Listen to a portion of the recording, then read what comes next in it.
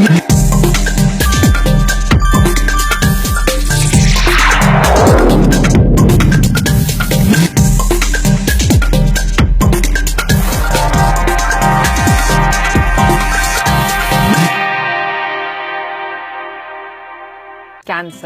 कितना लोडेड शब्द है ना।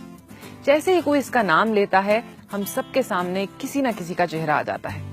एक टाइम था कि कैंसर औरों को होता था, लेकिन पिछले 10-15 सालों में अपनों को होने लगा है। लेकिन ट्रीटमेंट का खर्च अब भी बहुत लोगों की पहुंच के बाहर है। हम सब उन केसेस के बारे में जानते हैं, अक्सर सुनते हैं, जहां लोगों ने अपने इन्वेस्टमेंट्स, अपने एसेट्स, यहां तक कि अपने घर तक बेच दिए to save a loved one. अब कैंसर ना होने की टिप तो मेरे पास नहीं है, लेकिन कैंसर से रिलेटेड फाइनेंशियल ट्रॉमा को अवॉइड करने की टिप जरूर है। हाय, आई एम वानी और इंश्योरेंस के बारे में मैं बहुत ही पैशनेट हूँ। क्यों?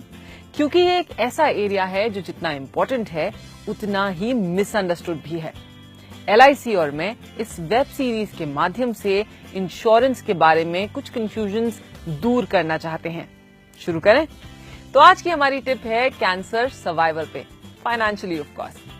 सबसे इंपॉर्टेंट चीज जो हमें ध्यान में रखनी है वो है कि हमारे पास बहुत ही लिमिटेड कंट्रोल है इस सिचुएशन में। हम अपनी हेल्थ का अच्छा ध्यान रख सकते हैं, रिस्क फैक्टर्स से दूर रह सकते हैं, लेकिन इसकी कोई गारंटी नहीं कि ये सारे प्रिकॉशंस लेने के बाद भी हम 100% सेफ रहेंगे।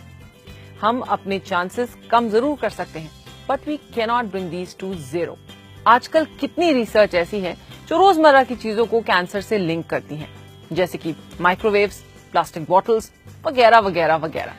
हमें लगता है कि केवल स्मोकिंग और तंबाकू जैसी जानलेवा आदतों से दूर रहें तो हम कैंसर से भी दूर हैं, मगर अफसोस कि अब ऐसा नहीं है। सो इट्स एक्सट्रीमली इम्पोर्टेंट कि हम रेगुलर मेडिकल चेकअप्स कराएं। जितना अर्ली डिटेक्शन उतना बेटर प्रोग्नोसिस और उतना ही छोटा ट्रीटमेंट। सेकंड, अपने लिए एक कैंसर कवर पॉलिसी जरूर लीजिए। यस, क्योंकि यही एक ऐसा एरिया है जहां आपकी मेडिकल पॉलिसी भी कम पड़ सकती है। एक तो अमाउंट की बात है और दूसरा ये कि वो अमाउंट किन चीजों में खर्च कर सकते हैं आप। हेल्थ इंश्योरेंस आपके हॉस्पिटलाइजेशन कॉस्ट्स कवर करता है, मगर ट्रैवल कॉस्ट्स उसका क्या? प्री हॉस्पिटलाइजेशन ट्रीटमेंट्स जैसे कीमोथेरेपी, क्योंकि कैंसर का इलाज अलग है, इसकी जरूरतें भी अलग होती हैं और इसीलिए LIC ने कैंसर कवर प्लान को कुछ हटके बनाया है। कैंसर पेशेंट्स की पहली जरूरत कैश इन हैंड, ट्रीटमेंट के लिए ही नहीं मगर ट्रीटमेंट से रिलेटेड हर छोटे बड़े खर्च के लिए। कई बार हम जिस शहर में होते हैं उस शहर में स्पेशलाइज्ड कैंसर हॉस्पिटल्स होते ही नहीं। कितनी फैमिलीज ऐसी हैं जिनको शहर बदलने पड़ते हैं, क्योंकि अक्सर कैंसर का ट्रीटमेंट 1-2 साल तक चलता है। कैंसर पॉलिसीज में आपको अपने कवर का 100% पे आउट मिल जाता है अगर डायग्नोसिस मेजर स्टेज की हो। साथ में कवर का 1% हर महीने। अगर आपका कवर 50 लाख का है तो हर महीने आपको 50,000 मंथली इनकम अगले 10 सालों के लिए। कैंसर के साथ लड़ने के लिए पूरी स्ट्रेंथ चाहिए होती है और इस समय नौकरी या बिजनेस होल्ड पे जाता ही है। तो ये जो एक्स्ट्रा मंथली इनकम आ रही है वो आपके स्ट्रेस को मैनेज करने में बहुत काम आती है। अगर पेशेंट नहीं रिकवर करते तो उनकी फैमिली को ये मंथली इनकम मिलती है जब तक 10 साल नहीं बीतते। अगर कैंसर माइनर स्टेज का है तो आपको अपने कवर का 25% पे आउट मिल जाता है। सो अगर आपके कवर 20 लाख के हैं तो 5 लाख पे आउट, और बाकी अगर कैंसर मेजर स्टेज तक जाता है तब। और ये सब आपके हर महीने के चाय कॉफी के खर्च से भी कम दाम में। जानते हैं, साल के 3,000 रुपए भी नहीं लगते 25 लाख के कवर के लिए किसी 30 साल के इंसान के लिए, यानी हर महीने के 250 रुपए से भी कम।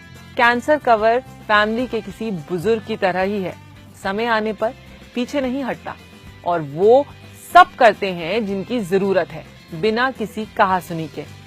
डायग्नोसिस से लेकर मंथली इनकम तक आपको बस डायग्नोसिस रिपोर्ट LIC की ब्रांच में सबमिट करनी होती है with no extra paper work. सुन के ही रिलीफ हुआ ना? इमेजिन कीजिए कि लाइफ के उस टाइम पे जब सारा फोकस रिकवरी पे रखना हो, ऐसा एक्चुअली हो पाए। आधी लड़ाई तो आप वहीं जीत जाते हैं जब पैसे का स्ट्रेस नहीं होता। न किसी और पे डिपेंड रहने की जरूरत, न जिंदगी भर की मेहनत के बनाए हुए एसेट्स को तोड़ने की जरूरत। तो सोचिए और अपनी फैमिली से इस बारे में बात कीजिए। ये बातें अनकंफर्टेबल जरूर हैं, मगर जरूरी भी हैं। और फिर अपने LIC एजेंट से कैंसर कवर पॉलिसी की जानकारी भी लीजिए। इस हफ्ते आपके 2 मिनटों के लिए बहुत शुक्रिया, मेरी और LIC की ओर से। हमारा show life insurance made easy आपके लिए हर हफ्ते हाजिर है। तो अगले हफ्ते हम 2 मिनट में बात करेंगे क्रिटिकल इलनेस पर।